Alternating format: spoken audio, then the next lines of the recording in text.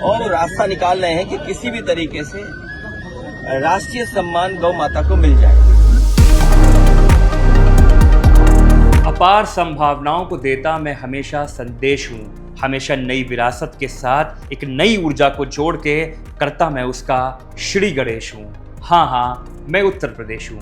जब मैंने इन पंक्तियों का उच्चारण आपके सामने किया तो आप लोग समझ गए होंगे कि मैं उत्तर प्रदेश की बात कर रहा हूँ। उत्तर प्रदेश में राजनीतिक तापमान इस समय अपने शीर्ष पर पहुंच चुका है। सपा भाजपा के ऊपर आरोप लगा रही है, भाजपा सपा के ऊपर आरोप लगा रही है, और आरोप लगाने का जो सबसे बड़ा कारण है वो ये है राम मंदिर कथाकथित चंदा चोरी, जो इस समय पूरी चर्चा बटोरे हुए है। अभी हाल में ही संपन्न हुई इस पूरी घटना के बाद से जो चीज़ें निकल कर आई हैं, उन्होंने कहीं ना कहीं सत्ता पक्ष को कटघरे में लाने का काम किया है, क्योंकि विपक्ष कहीं ना कहीं इस पूरे मुद्दे के बाद से मुखर हो गया है। अभी हाल में ही अखिलेश यादव ने मुलाकात करी शंकराचार्य अभी मुक्तेश्वरानंद जी से, और मुलाकात करने के बाद उनके कई बयान चर्चा में आए, सामने आए, और जिन्होंने स्पष्ट रूप से राम मंदिर कथाकथित चंदा चोरी के ऊपर भी अपनी बात को रखा। पूर्णिया शंकराचार्य जी से मिलकर के आया, वो गौ माता को लेकर के बहुत चिंतित हैं। भारतीय जनता पार्टी के लोग अपने स्वार्थ में समय समय पर अपनी चीजों को बदलते रहते हैं, अपने विचारों को बदलते रहते हैं। अपनी मुलाकात के बाद उन्होंने मीडिया को संबोधित किया, और मीडिया को संबोधित करने के बाद तीखा हमला बोलते हुए भाजपा की ओर कहा कि असल सनातन समाजवाद है। उन्होंने कहा कि एसआईटी की जांच पर उनको किसी भी प्रकार का कोई भरोसा नहीं है, और ये जांच भी कहीं ना कहीं ठीक से नहीं हो रही है, ये तक कहा गया। एक बड़ा बयान मैं आपको देख के बताऊंगा, मेरे पास आंकड़े भी हैं कि उन लोगों के अगर सीडीआर निकाले जाएं तो 99.99% लोग उस कमेटी में भाजपा के निकलेंगे। उन्होंने यहाँ तक कह डाला कि यहाँ पर एसआईटी कहीं ना कहीं लीपापोती कर रही है और तथ्यों को पूरी तरह से सामने नहीं आने देने जा रही है।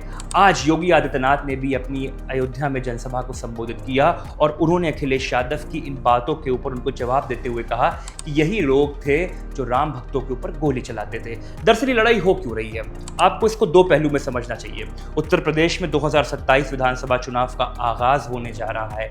राम मंदिर जो है उसका एक मुख्य केंद्र बन चुका है। 2024 के चुनाव में अयोध्या में समाजवादी पार्टी ने भाजपा को हराया था, और राम मंदिर प्राण प्रतिष्ठा के बाद कहीं ना कहीं ये माना गया कि भारतीय जनता पार्टी की ये एक बहुत बड़ी हार थी। ये मैंने आपको पहला बिंदु बताया। अब हम आते हैं दूसरे बिंदु की ओर, जिसकी बात कर रहे हैं शंकराचार्य जी। आपको स्क्रीन पर ये फोटो नजर आ रहा होगा, इस फोटो को देखिए। अखिलेश यादव जो सूबे के पूर्व मुख्यमंत्री रह चुके हैं और सपा के सुप्रीमो हैं, कैसे शंकराचार्य जी के चरणों के पास बैठे हुए हैं। जब शंकराचार्य जी से इसके बारे में बातचीत करी गई तो उन्होंने स्पष्ट शब्दों में कहा कि अच्छी और सच्ची जांच तभी मुमकिन है जब प्रदेश में नया मुख्यमंत्री होगा, और साथ में अखिलेश यादव वहां उनके चरणों पर मौजूद थे।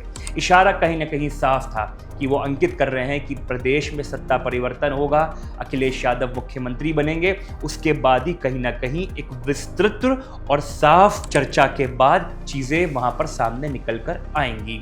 मैं थोड़ा ऐतिहासिक पृष्ठभूमि में आपके सामने जाऊंगा, इतिहास जानना भी हमारे लिए बहुत ज़्यादा ज़रूरी हो जाता है। शंकराचार्य जी, जिनका स्क्रीन पर फोटो बनकर आ रहा है, इन्होंने आज से नहीं, हमेशा से भारतीय जनता पार्टी के खिलाफ मुखर होकर बोलने का काम किया। यहाँ तक प्राण प्रतिष्ठा, जब प्राण प्रतिष्ठा हो रही थी तो उस समय भी उन्होंने सवाल खड़ा किया था प्रधानमंत्री नरेंद्र मोदी जी के ऊपर, और साथ ही साथ जब इलाहाबाद में, प्रयागराज में उनके ऊपर कार्रवाई करी गई सरकार द्वारा, तो विपक्ष ने भी उनका साथ दिया और कहीं ना कहीं उनके पक्ष में अपने बयान को देने का काम किया गया।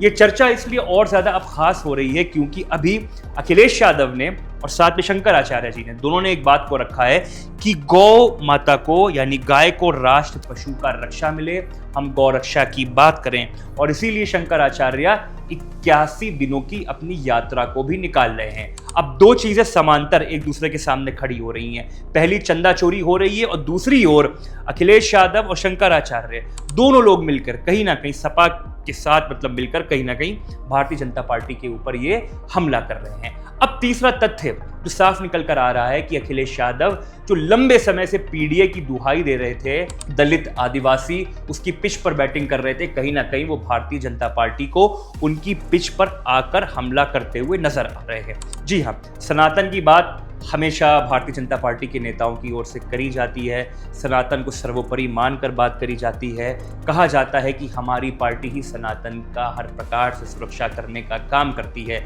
लेकिन अखिलेश यादव ने कहा कि नहीं, असली सनातन समाजवाद, समाजवाद यानी सनातन आपस में एक दूसरे का पूरक बनाया। और आप ये पोस्ट भी देख रहे होंगे, उनके इंस्टा हैंडल से ये शेयर भी किया गया है, जिस पे साफ लिखा है कि सनातन और समाजवाद एक दूसरे के पूरक हैं। 2027 चुनाव का बिगुल बजने में कुछ समय अभी शेष है। साल भर से कम का समय रह गया है। राम मंदिर का मुद्दा भी अपने चरम पर है। कहीं ना कहीं लड़ाई यहाँ पर सपा भाजपा अपने सामने करने जा रही हैं। इसी बीच राम मंदिर का मुद्दा भी ज्वलंत बना हुआ है। जैसे जैसे आने वाला समय बीतेगा, परतें खुलेंगी, एसआईटी की जांच की दूसरी रिपोर्ट आएगी, उसमें क्या होगा, ये सब हमें भविष्य के गर्त में छुपा हुआ है। कुल मिला के आज के इस सार में हमें इतना समझ में आया, चीज़ों के निकल के ये आया कि कहीं ना कहीं अखिलेश यादव भाजपा की पिच पर उनके साथ, उनके खिलाफ जाकर बैटिंग करना चाह रहे हैं। जिस पिच पर भारतीय जनता पार्टी खेलती आई, अखिलेश यादव उस पर उनको मुंह तोड़ जवाब दे रहे हैं। और कहीं ना कहीं अखिलेश यादव ने भाजपा को अपनी पिच यानी पीडीए की पिच पर आने का भी उन्होंने एक तरह से मजबूर किया। तो साफ है स्थिति, उत्तर प्रदेश चुनाव का शंखनाद होने में कुछ समय शेष है। और साथ ही साथ इस प्रकार की घटनाएं, इस प्रकार के आरोप प्रत्यारोप और शंकराचार्य जी के ये बड़े बयान कहीं ना कहीं इस मुद्दे को हवा दे रहे हैं कि अभी उत्तर प्रदेश की राजनीति में और राम मंदिर कथा कथित चोरी कांड में कुछ अभी चीजें बाकी रह जा रही थी। मैं था माज और आप मेरे साथ देख रहे थे डायनामाइट न्यूज़। आपका बहुत बहुत धन्यवाद।